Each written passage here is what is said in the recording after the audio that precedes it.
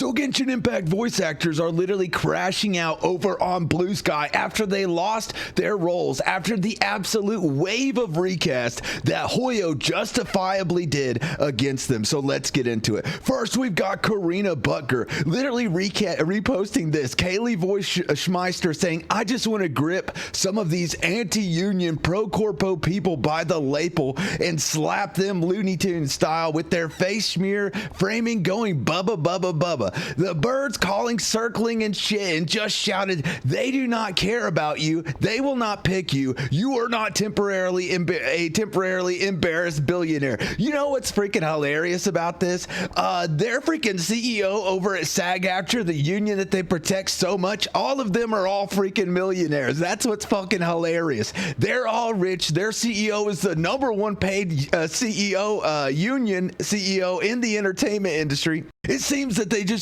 forget that fact.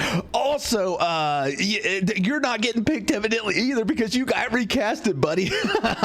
You got absolutely recasted. Of course, old Paimon literally getting recasted. You know she didn't like that. But then we have Sean Chiplock over here saying that Diluc's VA is more than likely going to get recast. He's using the same argument that they all did, that Paimon's VA did, where she literally lied on my channel. And if the recast is true, if she actually got recasted, then they did this months ago, and she basically lied and said that she was holding out for because of John got recast as Kanish, and she was refusing to work because of that, and that was the final straw. Yeah, that was like a month ago. They hold these recasts long before that, and if there's even some lines done, then yeah, it was even way before that. So Diluc over here doing the same thing. Also, Kaylee Mills did the same thing. Literally 3 days ago, she said she was still striking Hoyo for AI protections, and she's already been recast. Well, now we have Diluc saying the same thing. I have no intentions of quitting as Diluc.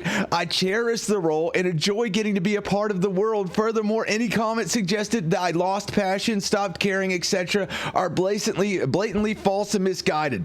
Well, you sure attacked other voice actors just for wanting to go back to work, and you also attacked the Genshin fan base by saying that they were insufferable. Okay, so how do you love the role and love the world? No, you don't. You don't care. You are literally entitled. He said, I'm only asking to have protections against AI written into the contract I'm signing.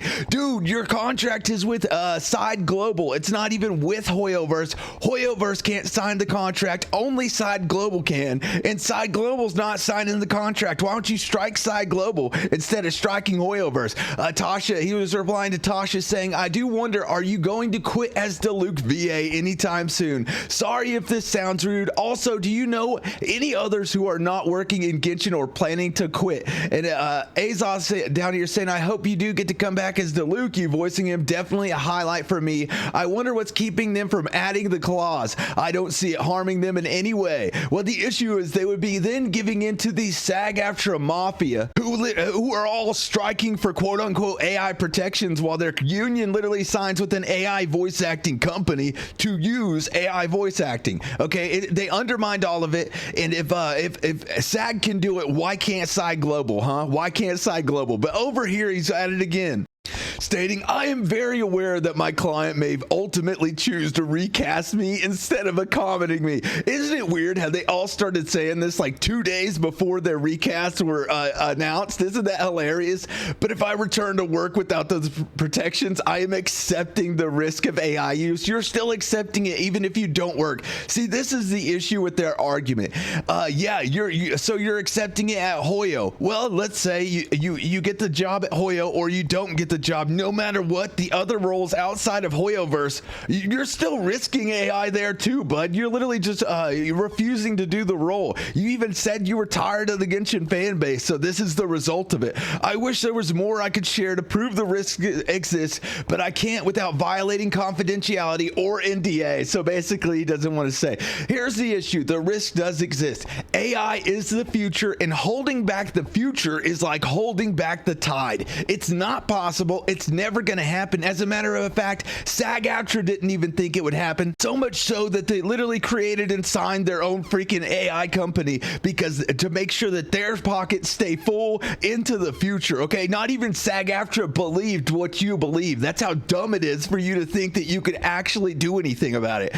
He was replying to Tasha saying, I appreciate the response, but however, are you aware of the risks of refusal to work? Do you believe that you might get recasted in the future due to this? And he said, I am very aware that the client may ultimately choose to recast me. I think that the choice is already made. I think that Hoyo made a bunch of calls out to the voice actors. They said, are you coming back now or not? And when those that said not, they got cut. But the travelers that said yes, they are obviously back, and they're back with a vengeance. They are very happy to be back. But here he's replying to somebody saying, how does one enforce these measures, like stopping a user from ripping the audio? Does that liability fall to the company? How do you make sure that can't happen?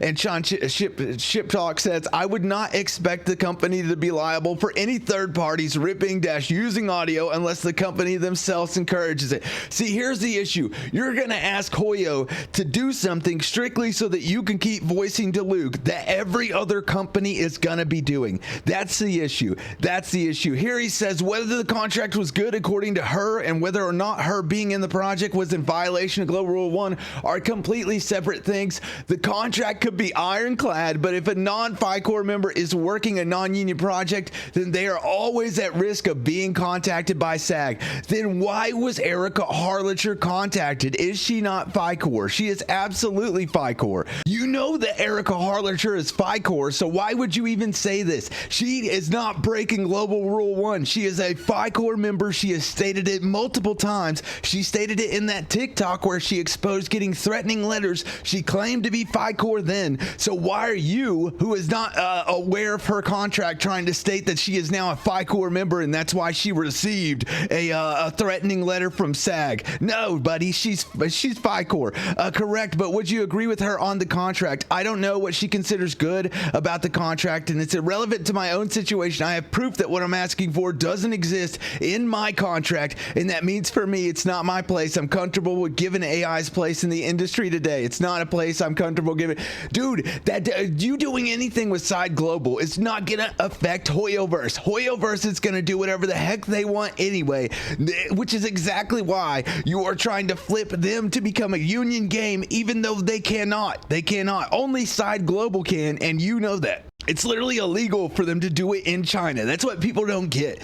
They're trying to flip Hoyoverse, but the only way Hoyoverse could even sign with the union would be through Side Global, but they won't strike Side Global because Side Global is already with SAG. They already have SAG protections. They just don't have SAG AI protections. But why don't they strike Side Global then, since Side Global is the one that freaking but that wouldn't keep Hoyoverse is the issue. That would not keep Hoyoverse from using AI outside of Side Global. It would just keep it from using their voices. So obviously they don't care about just their voices. They care about everything. But of course, Kit Harrison, everybody loves Kit Harrison. Kit Harrison is the #1 SAG Mafia shill, literally coming out to defend Sean Chiplock for the crazy shit that he said a couple days ago, saying one thing which a lot of anti-union, anti-strike folk like to ignore is the fact that many actors, myself included, simply viewed it as not ethical to happily continue to work for a non-union game or refusing to work for union ones, while ultimately strong AI protections are what were desired. So just admitting that they simply did it in solidarity to stand with SAG-AFTRA and to basically try to flip Hoyo into becoming a union game. You know what's not ethical? SAG-AFTRA enforcing a wildcat strike at Hoyoverse. That's what's not ethical. As a matter of fact, it might be labor racketeering. We don't know. But we got Kyle McCartney, boys. Kyle McCartney has went on an absolute crash out, and I am not kidding. I am not kidding at all. This dude has crashed the freak out, and of course it's reposted by Little Creepo. He's a little creepy, guys. Just a little creepy. Little Creepo literally loves to stand by old Kyle McCartney. Here stating, Global Rule 1 still applies, and the actors still haven't gotten anything they've been withholding work for, so whether you call it a strike or not, there are plenty of actors actors still willing to work on Hoyo games. I think that this is huge cope. This is mega cope, guys. They are coping so hard. They have all lost their jobs. There's already been like 12 recasts already, and these are the ones that have not been announced yet, and they're just major coping. Now, Kyle McCarthy is just a shill for SAG-AFTRA and the Hoyoverse strike. So, you know, I think I just find it hilarious that he's like, oh, they still haven't gotten anything they were withholding for. Neither did SAG-AFTRA, buddy. They didn't either. SAG-AFTRA absolutely just, you know, held up the entire entertainment industry and forced all the non-union companies to get to the East to get voice actors out of the U.S. simply for no reason at all. For no reason at all. They never accomplished anything. Their contracts freaking suck. They didn't keep AI out of the industry. As a matter of fact, they brought it in sooner. I mean, can you tell me a bigger fail than SAG-AFTRA? Okay, a bigger failure than SAG-AFTRA's little freaking AI Trojan horse strike to try to monopolize the entire freaking entertainment industry, because I can't tell you one.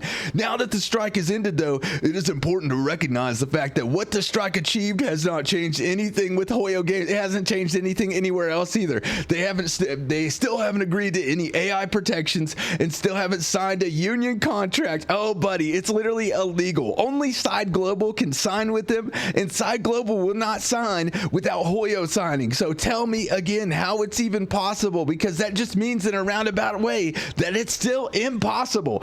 He's saying my main issue with Joe's video was that he led with Genshin isn't struck, and people often don't watch past the part where they want to hear. He literally lied for you. He said it was a collective work refusal for y'all, and it's actually not. It's a fucking wildcat strike, okay? The vast majority of the information he included was accurate. His numbers were slightly off on earnings and healthcare qualification, but that's about it. So they still have a problem with Joe Zija, who literally directed blame away from SAG-AFTRA. They have a problem with him because he said that Hoyo wasn't struck.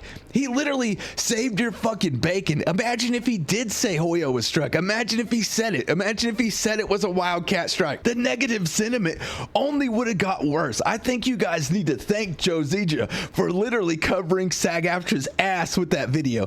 For that, I have a crap load of tweets to cover, like this entire freaking conversation. I've got so many freaking crash out tweets to cover and a lot of videos to cover that we're going to be going over on stream in a couple hours from when this goes up. So make sure that you follow my Twitch. I'm posting it at the top and I'm pinning it as the top comment. Make sure you click and you go follow, because we're also going to be playing Genshin Impact and pulling for Skirk as soon as she drops, boys. So make sure you get in there. All right, boys. But what do y'all think about that? What do y'all think about that Kyle McCarthy? What do y'all think about Karina Butker literally saying she wants to slap all the freaking Genshin fans? What do y'all think about, Sean Chiplock literally losing his job as Diluc, maybe? You guys be sure to let me know down below. I'm going with plastic. These motherfuckers are plastic as fuck. They're plastic through and through, boys. They're basically mannequins. Aliens come from Saturn, the size of Saturn, come to take over the entertainment industry and turn all of us into paper bag wearing, based motherfreakers, because they turned us all against them. Okay, I don't freaking know anymore. All right, boys, make sure you guys like, comment, and subscribe. I love all of you. GG's, peace.